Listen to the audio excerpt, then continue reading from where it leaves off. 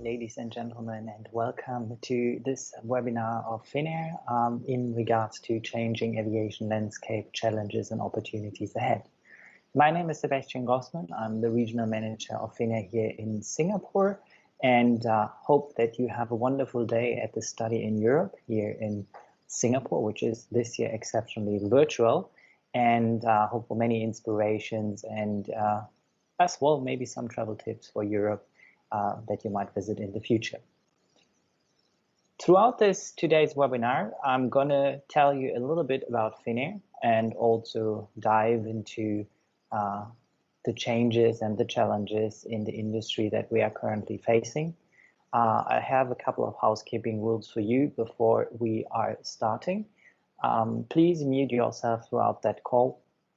No video is being required. If you like to ask some questions, you can do that. There's a chat function. You can, on the right-hand side, type your questions, and I'm happy to answer these throughout this webinar. Also, just as an information, this webinar will take approximately 30 minutes. With this said, let's start with a presentation. Who is FINNAIR? FINNAIR, we have been flying on our blue and white wings since 1923. And with this, we are one of the 6 world's oldest airlines still operating. Our 97th birthday approaching this year, and in a couple of years going to be 100. That is pretty exciting. Also, we are a member of the One World Alliance. You may know different kind of alliances, SkyTeam, Star Alliance, like Singapore Airlines and Star Alliance, for example. One World Alliance is pretty much the alliance covering Oceania, North-South America, and also Europe. FINNAIR started operating from Helsinki-Vantaa in its early age, and 12 years we are operating seaplanes. You might wonder why we operated seaplanes. If you look at Finland, of its size has many lakes, 168,000 lakes in fact, and many cities are next to lakes or water inlets, and that makes seaplane operation quite sensible. So first we operated within Finland, then over the Baltic Sea, as well as to Sweden. That were kind of the early services. Very fast forward to the modern jet age. Our first long-haul route FINNAIR ever flew was over the transatlantic to New York in May 1969. From there onwards, we expanded rapidly through all long-haul destinations, especially Asia was in focus. 1976, our Bangkok flight commenced, and 1983, we were the first European airline flying non-stop to Tokyo via the North Pole. Expansion that progressed, and Singapore was commenced in 1986 with a tag stop in Bangkok. Only in May 2011, Singapore went to a direct flight, and we are now operating an A350, one of our modern planes that we have in our fleet. And overall, this helped us to position our airline, FINNAIR, as carrier that delivers people from east to west on the short northern route with the gateway Helsinki. We have been also nominated and awarded as best airline in Northern Europe for 8 consecutive years, and are very proud of our Nordic routes, the design, which is reflected in our service, friendliness, food and beverages we're offering on board, and our overall design. When we come to the short northern route, you might question, okay, I have so many gateways I can travel through in Europe. Why is the northern route, the shortest? Well, you're looking on the map you see on your left-hand side. The globe is pretty much round, and if you're traveling from Asia to Europe, the natural gateway is Finland or Helsinki in that sense. Our hub is located in Helsinki, and since we specialize for traffic from Asia to Europe, we very much have a fleet efficiency. Within 24 hours, we can rotate our planes and they can go back and forth to any destination in Asia, which is a big plus for us and a competitive advantage. That also allows our customers to have short travel times when traveling to Europe. Usually, the connecting times at Helsinki Airport are between 30 minutes to 2 hours, so you can conveniently transit through the airport to any of our 100 European destinations. But also looking at sustainability, and we have an emphasis on that also at FINNAIR, less emissions are being created when traveling shorter routes on air. A contribution also makes our A350, which consumes 25% less fuel. And on top of it, we have all kind of other projects and measures in place to reduce, for example, plastic consumption by 2022, which annually saves us 90,000 kilograms. So that is a pretty good thing to do. Coming shortly to our hub in Helsinki, Airport Helsinki. The airport is located 17 kilometers north of Helsinki city center. You can conveniently reach the airport from the city center via train, bus, public bus, or there's also a FINNAIR shuttle bus, taxi, or car. You even in transfer, depending on if you have a day layover or just a couple of hours, you could do a city visit in Helsinki. That's pretty exciting too. The main airport is one of the largest in Finland, not in Europe, but in Finland, a medium size if we compare it to European airports with 3 runways. But I think something remarkable to note at Helsinki Airport is that we are operating 24/7 every month, every day, even in wintertime. And considering Finland is a winter destination, you know, Santa, for example, it's always snowy in wintertime. We have blizzards. The airport only was closed 2003 for half an hour. Otherwise than that, we are excelling very much, and we do sell that service. Or FINNAIR, the airport operator, is selling the service of know-how and teaching other airports how this concept works to keep the airport operating. This was just a very quick excursion into FINNAIR, and we are coming now to our main topic, unless there are some questions. We have one question. Does FINNAIR has on intercontinental flights Wi-Fi? Yes, we do. All our long-haul fleet is equipped with Wi-Fi, the A330s as well as A350s. And we also equip our European fleet with Wi-Fi. So traveling on FINNAIR, you always be connected. Depending on the travel class, you have either some amount of Wi-Fi free, or you can purchase anytime before your departure or during the flight. Since there are no other questions, we are proceeding to our main topic. COVID-19, the changing aviation landscape, challenges and opportunities ahead. I'd like to make an initial note for this one. The information I'm going to present is a collection from different kind of sources, aviation authorities, but also travel industry news and association and organization. So it's not solely FINNAIR's point of view, but nonetheless, it is giving you an idea what has happened and how the future look like and what to expect in terms of challenges ahead when we consider air travel. Air travel has been one of the hardest hit industries in the early days of COVID-19. In a matter of months, the coronavirus reset the clock of decades-long aviation boom that we know. It has been a great cultural and economic phenomena since the post-war world. The growth in air travel shrunk the planet, created jobs, hundreds of it, millions of first-time travelers, and also it became essential underpinning trade, diplomacy, business, and tourism. And you all know how convenient it was in 2019 still to travel. You just book today a ticket, you're flying out tomorrow, and have a long weekend somewhere nearby your home country. And that, unfortunately, has been changing since the coronavirus pandemic. As the virus spread in Europe, followed by Americas and Africa, we saw that passengers were hesitant to book. Demand plummeted across the board. People were second-guessing trips, and probably you as well. Do I need to travel now away from home, or should I stay where I am because it's an uncertain situation? And so also people were delaying buying tickets for future travel because of this uncertain situation. Overall, as countries around the world have closed their borders and many states and nations have locked down, air travel declined significantly, with most of the airlines suspending routes, grounding airplanes, and seeing low load factors on their remaining flights. To give you some statistics from the United Nations World Tourism Organization, if we look at the total amount of destinations airlines can travel to on the globe. There are around 217 that are related to tourism.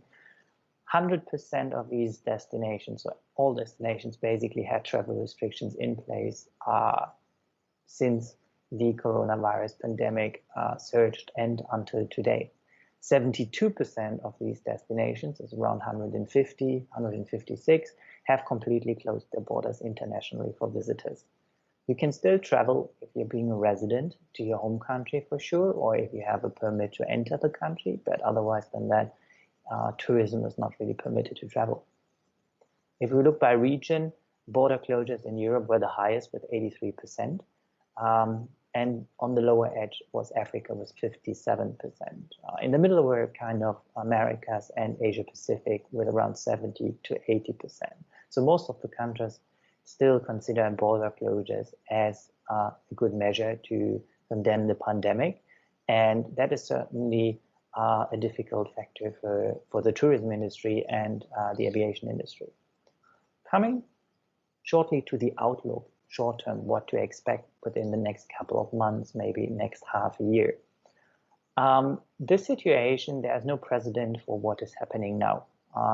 It is important to recognize this because it makes sound predictions on a new starting point almost impossible. Some things will be the same as they were. Other things will never be the same. And I think one of it will be travel. That is my personal opinion, because there will be new measures being implemented, new requirements in place that travelers need to consider. It might look different in a year's time, but certainly for now, there is much more involved when you travel that you need to consider. Emphasizing on the scale of the demand and what we see currently in the industry, we can compare to 2009. 2010, the century deepest global year-on-year drop in passenger numbers occurred post-global financial crisis. Usually we have a growth of 4 to 8% annually in terms of passenger demand, so more people are traveling. In 2009, this number decreased to minus 0.4%. An estimate for 2020 is that this number actually decreases by minus 60%, 60. So keeping this in mind, the biggest drop that we saw in aviation in 2009 was minus 0.4%, and then improved and it gained 4 to 8% every year to 2019, and in 2020 we expect a minus of 60% in terms of travelers that are not flying anymore. Having this said, half of the world airplanes is in storage, and it has to be seen how many of these planes are returning to service, and also the planes that are still active and operating, they are heavily underutilized. The industry is certain that it will take years to recover from the current point of view. Post-pandemic, it might take 4 to 5 years to come back to the vibrant market conditions we saw in 2019. This is having a major impact onto the entire aviation industry, the travel, tourism industry, basically the entire value chain. The International Air Transport Association estimates that around 25 million jobs in aviation are at risk. And if you're reading news, you probably have seen that around 500,000 jobs were already laid off in various sectors of the travel and aviation industry. And that is quite a lot. But we don't know what the future brings, so we will have to see in the short term how this situation develops.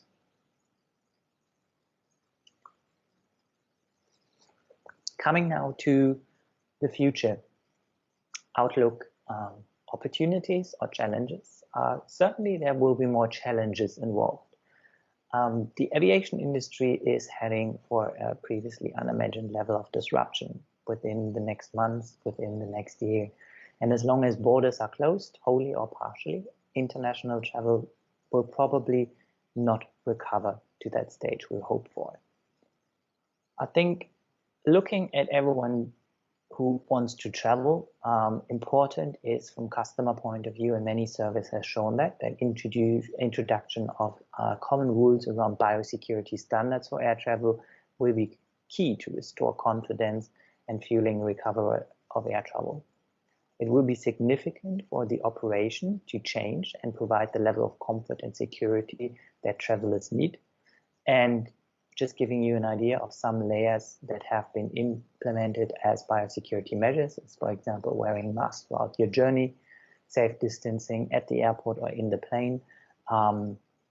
Airport would be, for example, at immigration hallways, baggage collection, check-in, in the plane.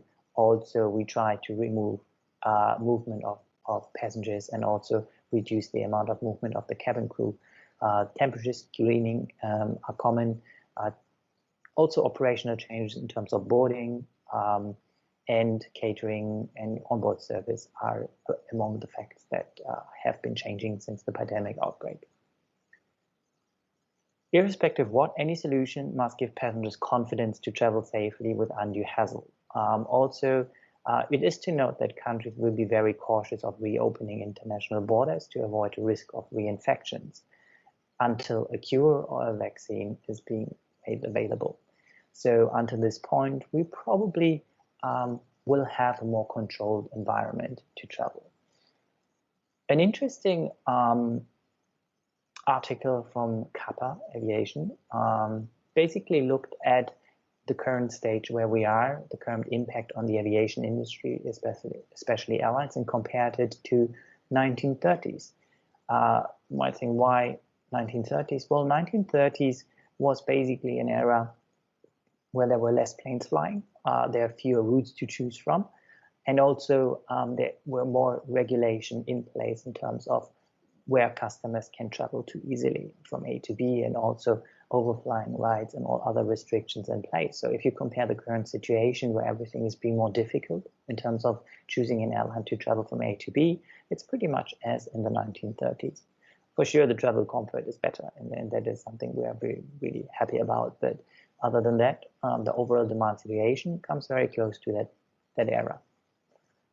For sure, countries are doing a lot to negotiate with other countries to find ways how international travel can be started again. Some countries talking about travel corridors or travel bubbles. These usually are in place for countries or being put in place for two countries that have the pandemic under control. But even where bilateral bubbles are difficult to negotiate, then even multilateral opening is much more complex. So probably you would first see the possibility to travel to the nearby surrounding countries of where your home country is before you can take international travel. But this is something, as said, which is very hard to predict, as we don't know how this whole situation is going to develop. It can have a completely different way how it evolves. One thing is, though, quite clear that even though there are negotiations between countries, each country unilateral will still have protective measures in place in case there's a surge, new waves are coming. And for example, the European domestic market is one example to look at. You can actually travel within Europe quite freely, yet when the restrictions are being lifted, like for example the UK did, and there's research of cases in Spain, suddenly UK put a 14-day quarantine in place for Spain travelers. And these changes, I think we need to expect within the next few months or year to come, that regulations are changing along the way. Furthermore to this, we can also say that encouraging passenger back into flying and relaxing border controls will be key to recovery. There is a change in customer profile, which is also being stated in many surveys that were conducted amongst frequent travelers, for example. The question of if I really need to travel is one of it. Also, more flexible booking conditions are required. Travel insurances are for sure mandatory. And more also the information flow needs to be present, required on point of booking. What do I need? Which documentations do I need to get into the country? Am I allowed to travel to that country? That all together, more and more customers are booking very short term because they just want to be sure that when I step on a plane and go from A to B, that these policies are still in place and have not changed overnight, which for sure can happen. That is kind of the leisure part of it. If you're looking at corporate travel and business travel, there's also an interesting comparison to 2009 to make. Business travel currently has been subdued by a combination of weak economy, but also employer concerns over duty of care and the availability of broadband, Wi-Fi, and teleconferencing. If we're looking back at 2009 to the global financial crisis, business travel also shrunk a lot, and it recovered quite fastly. The question came up, does business travel recover? And yes, that was the answer. But we also need to take into consideration that at this time in 2009, teleconferencing quality was poor, and also broadband Wi-Fi was not widely available. So depending on how the pandemic situation evolves nowadays, we may looking at a longer term until business travel is returning. So probably first, and that is what we currently also see, is that people who want to visit their families go home first, or want to travel on business reasons. That for sure is also coming, but not to the extent as it was before. Overall, if we look at the infrastructure, airlines operating to airports, and that is one important key fact, that airports are adapting and being innovative to cater for the change. There have been a lot of new technology put into the market, new invention, like for example, baggage sanitization, or Hong Kong airport had a cabin for sanitizing passengers, so you kind of walk through. So there's a lot of innovation going on. I think the difficult part is, and that is also discussed in many forums, how space is being utilized efficiently to ensure safe distancing. And for sure, lastly, as already mentioned, environmental issues are still in focus and need to be addressed, and airlines do their work in reducing emissions, but also this will impact the regrowth over the years to come in terms of which routes do we fly, which airplanes do we use, what is the utilization of these airplanes. As a summary, the industry sees a seismic change underway as airlines reassess their operations, how we can cope as an airline with the emerging crisis, and how we can emerge from the crisis afterwards. And demand will for sure recover, that is for certain, but we can't accurately assess in what terms and how travel is being impacted by all the regulations that are still in place for the coming months. There are too many variables, and there are for sure some that we may not know yet, which are coming in future. For example, weakened economy, the conditions might change there as well. We have higher airfares, poorer connectivity because there are fewer airlines and fewer routes to choose from. International borders will also be closed, or if they reopen, then very slowly, and they might be subject to reclosure anytime if infection rate increases. So with that said, it's going to be an interesting time ahead. Certainly some challenges for all of us as travelers as well, coping with pre-flight health checks and quarantines. But I think we need to be optimistic, and certainly people want to go on holiday at some point. So the situation will change to the positive, and we will come back to a new normal at some point. This was the part of the changing aviation landscape, challenges and opportunities ahead. If you have questions, you can still ask these in the chat. If you have no questions, you are invited to participate in our quiz, which we designed. There are some questions highlighting some facts I have mentioned in this webinar. Otherwise, you can also find all the content and information on finnair.com. And amongst the participants with correct answers, we will draw 5 winners, and you win a giveaway package from FINNAIR. Well, I hope you enjoyed this presentation, and wishing you a wonderful day ahead and many good discussions with our European country representatives and an amazing study in Europe fair. Thank you very much.